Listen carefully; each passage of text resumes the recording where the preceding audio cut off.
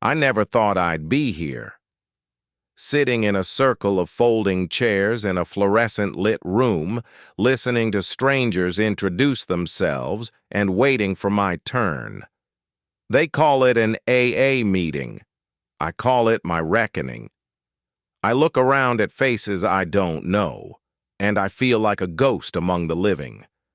My hands are clammy, my throat tight, but I know I have to speak.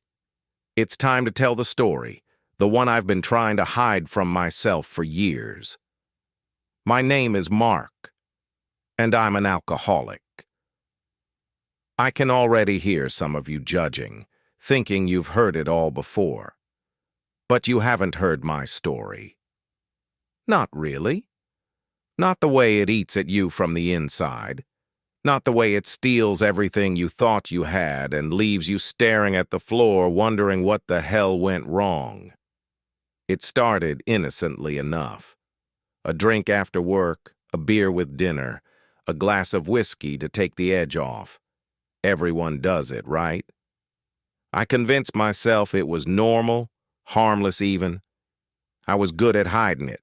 At first, no one noticed. My wife didn't notice, my kids didn't notice, I didn't notice, or maybe I did, and I just didn't care. But the small things became routine, and the routine became necessity. I drank to sleep, drank to wake up, drank to laugh, drank to mourn. I drank alone. I drank with others. It didn't matter.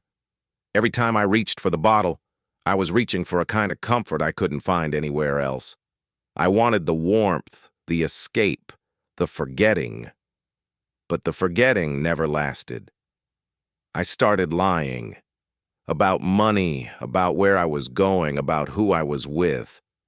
My wife, who once trusted me completely, began to look through me like I was a stranger. She begged me to get help, to see a doctor, to go to therapy. I laughed it off. I told myself I could handle it. I told myself I was fine.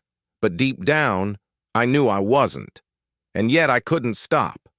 The job I had worked 30 years for, the one I told myself was the anchor of my identity, slipped through my fingers like sand.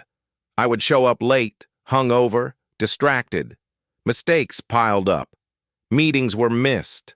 Projects failed. My boss tried to talk to me. Then finally, one day, he didn't. He just handed me the papers and told me to clean out my desk. 30 years gone in a matter of hours, because I couldn't control the one thing I told myself I had under control. Losing the job was bad enough. Losing my family was worse. My wife left. My kids stopped calling. The house, our home, went into foreclosure.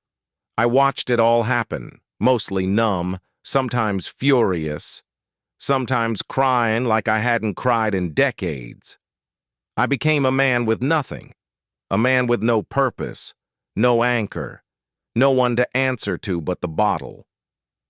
Some nights I would sit on the curb outside my empty house, staring at the lights of homes full of families I no longer belonged to, and wonder how I had become this person. I wasn't always like this. There was a time I was kind, funny, reliable, a time when people depended on me. But that man felt like a stranger now, someone I had abandoned long before anyone else did. And then one morning, I don't even remember how I got there, I found myself walking into this room. A friend, or maybe just a stranger, had suggested it. AA. Just come, they said. Just sit. And so I did. I sat quietly, hoping no one would notice me, hoping I could disappear into the circle.